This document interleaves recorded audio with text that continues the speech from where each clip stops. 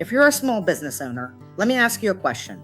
How many times have you thought, I really need to work on my marketing, only to push it off because you were too busy running your business? If that sounds familiar, you're not alone. Hi, I'm Trina. I work full-time. I own a commercial cleaning company here in South Carolina, and I've learned something that completely changed the way I think about marketing.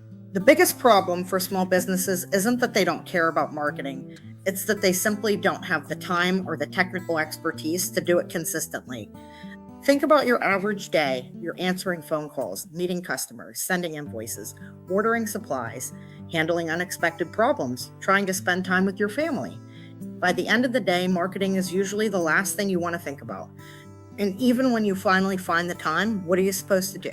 Should you post on Facebook, Google Business Profile, Instagram? Should you make a video, write a blog, ask for reviews, run an ad, use AI? Most business owners aren't marketing experts, and honestly, they shouldn't have to be. Running your business is already your full-time job.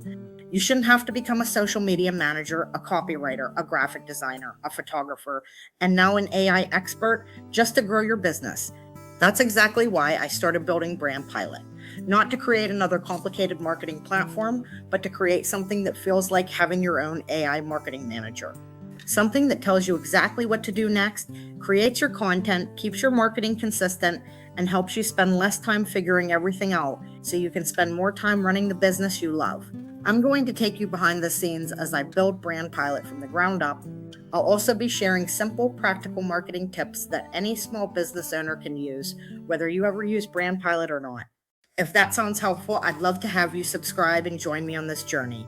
And in the comments below, tell me this. What's your biggest marketing challenge right now? I'd love to hear from you.